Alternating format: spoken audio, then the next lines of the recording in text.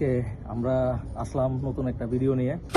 আজকের টপিকটা হচ্ছে বাংলাদেশ ক্রিকেট টিমের left handed batsman Nazmul Hossain Shanto. তাকে নিয়ে আজকে আমাদের ভিডিও। আমাদের সাথে আছেন যথারীতি আমাদের সবার প্রিয় ডাক্তার আশিক শাফকাত। আপনি শান্তকে নিয়ে যদি কিছু বলেন।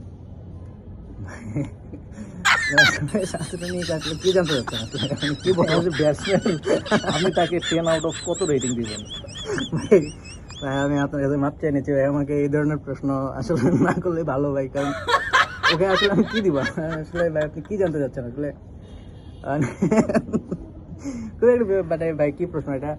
এখন দেখেন ভাই, নাজমুল হোসেন শান্ত অবশ্যই বাংলাদেশের অভিজ্ঞ ব্যাটসম্যান, অধিনায়ক ছিলেন সাবেক, অনেকদিন ধরে ব্যাটিং করছেন, টপ অর্ডারের দায়িত্ব নিচ্ছেন, কিন্তু ভাই আমি আসলে ওনাকে যদি আমাকে রেটিং দিতেই হয়, আমি আসলে খুব ভালো রেটিং দিতে পারবো না। আমি 10-এর মধ্যে 2-1 যদি দেই তাও আউট অফ 10।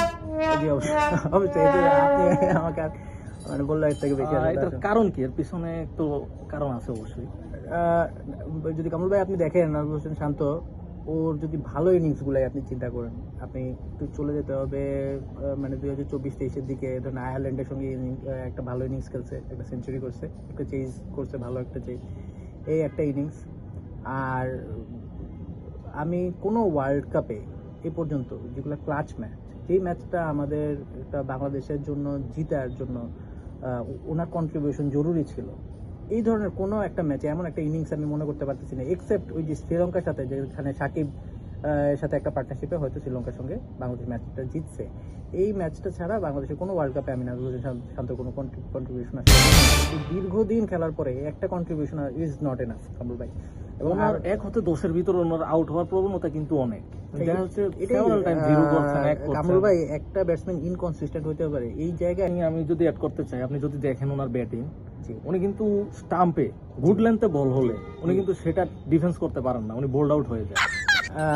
আমি ভাই এটা আমি যদি টেকনিক্যালি ওনার ব্যাটিং এর ব্যাপারে আছি, আপনি যদি দেখেন উনি অনেক উপর থেকে ব্যাটটাকে নিচের দিকে নিয়ে এসে ওনার পুরো বডিটাই কিন্তু নিচের দিকে নেমে যাচ্ছে। এখন নেমে যাওয়ার সময় আপনি যখনই দেখবেন একজন ইনসুইঙ্গিং বোলার আপনার ওভার দ্য উইকেটে এসে ওনাকে রাইট হ্যান্ড একটা বলার বোলিং করতেছেন, যদি একটু ইনসুইং হয়ে যায় বলটা, ওনার ব্যাট এবং প্যাডের মাঝখানে হিউজ পরিমাণ একটা গ্যাপের কারণে বারবার এটা দিনের পর দিন স্ট্রাগল করছে। কোনো কোচ এটাকে ওনাকে বলতেছেন কিনা আমি জানি না, এবং এটা নিয়ে কাজ করতেছেন কিনা আমি তাও জানি না, কিন্তু এটা কিন্তু হয়তো ইনসাইড এজ হয়ে উনি স্টাম্পে আউট হচ্ছেন, অথবা উনি বলটাকেই মিস করে ফেলতেছেন।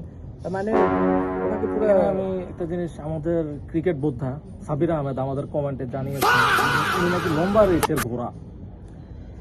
আপনি কি বলতে চান? অবশ্যই আমি ওনার সঙ্গে একমত যে লম্বা রেসের ঘোড়া, কিন্তু সেই ঘোড়া দিয়ে কি করবো যে ঘোড়া আপনার রেসের মধ্যে বসে যাবে, যদি লম্বা রেস খেলবেই, তাই না? আপনি ওকে নিয়ে একটা ঘোড়া আপনি রেসের মধ্যে যাচ্ছে, সে হাঁটছে, অথবা কখনো বসে যাচ্ছে, অথবা কখনো দেখবেন আপনি ও একটু দৌড় দিল আবার বসে গেল। এত ইনকনসিস্টেন্ট ঘোড়া দিয়ে আমি লম্বা রেস খেলে লাভ, ঘোড়া তো ফিনিশ লাইন পার হতে পারবে না। এই ধরনের ঘোড়া দিয়ে আপনি করবেন কি? ও তো লম্বা রেস খেলবে স্বাভাবিক, আপনি লম্বা রেসের নাম লিখা যেতে আপনি লম্বা রেস খেলবেন। সাবির আহমেদ, আশা করি আপনি আপনার উত্তর পেয়েছেন। তো আরে কামরুল ভাই, আমি যদি একটা কথা বলি, নাজমুল হোসেন শান্ত শুধুমাত্র ওই ধরনের পিচেই রান করবে যেখানে অলরেডি আপনার একটা টেস্ট ম্যাচ খেলতে গেলে দেখবেন যে ফার্স্ট ইনিংসের অ্যাভারেজ 600+। এমন একটা আপনার যদি রোলার ফ্ল্যাট ব্যাটিং ট্র্যাক একদম দেখবেন যে পিচ ঢালা ইয়ের মতো বাউন্স, ইভেন্ট বাউন্স পাচ্ছেন, পেস পাচ্ছেন, ওই ধরনের পেসে নাজমুল হোসেন শান্ত দেখবেন যে অসাধারণ ব্যাটসম্যান। আপনি ওনার লাইন লেন্থ সবকিছু পিক করে সুন্দরভাবে ব্যাটিং করছে, কারণ বলের কোনো কাজ নেই। যেই এই ধরনের একটা পিচ দিয়ে কিন্তু আপনি একটা ব্যাটসম্যানকে জাজ করতে পারবেন। ব্যাটসম্যান তখনই জাজ হবে যখন সে ক্রিটিক্যাল কন্ডিশনে খেলবে। আর সবচেয়ে বড় কথা কামরুল ভাই, একজন ব্যাটসম্যানের কিন্তু টপ অর্ডার ব্যাটসম্যান হিসেবে অবশ্যই দলের দায়িত্বটা কাঁধে নিতে হবে। কখনোই দায়িত্বশীল ইনিংস ওনার থেকে আমরা খুব বেশি একটা দেখতে পেরেছি বলে আমার মনে পড়ছে না। সবাইকে আবারও ধন্যবাদ।